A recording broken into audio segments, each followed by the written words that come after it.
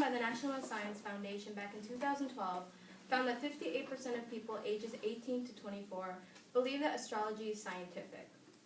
This percentage is a lot larger than it has been in previous years. Whether you believe in astrology or not, it's something that's been around for centuries and is here to stay.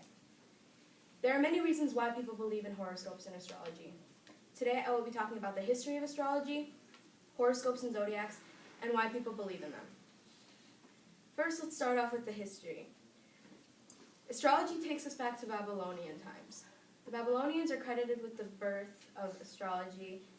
Later, the Egyptians refined the system and made it what it is today, which leads us to horoscopes. The word horoscope comes to us from the two Latin words horo and scope. Horo meaning hour and scope meaning view. Together we get view of the hour. Astrologers see horoscopes as an astrological moment of time, which leads us to the zodiac signs. You may have been asked before, what's your sign? And you might know what your sign is, or you might not. Our zodiac signs are determined by what day of the year you are born. For example, you're considered an Aries if you were born March 21st to April 19th, a Sagittarius if you were born November 22nd to December 21st, a Cancer if you were born June 21st to July 22nd, and a Scorpio if you were born October 22nd to November 21st.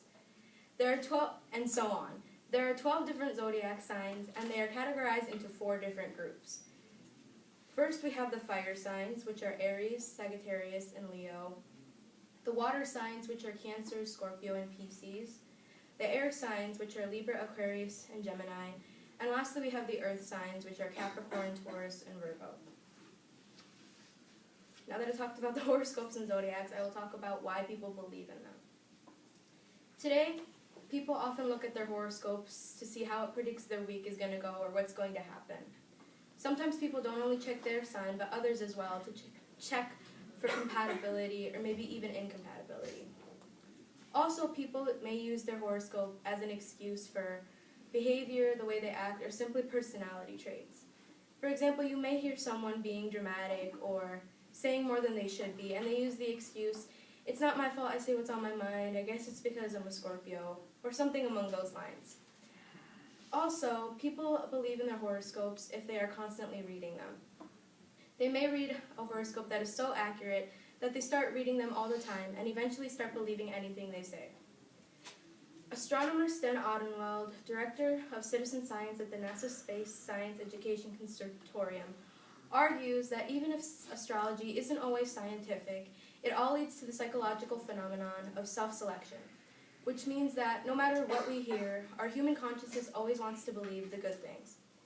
He says that we tend to magnify the positives and forget the negatives. Today I've talked about the history of astrology, horoscopes and zodiacs, why people believe in them, and why people believe in them. There are many reasons why people believe in astrology and horoscopes.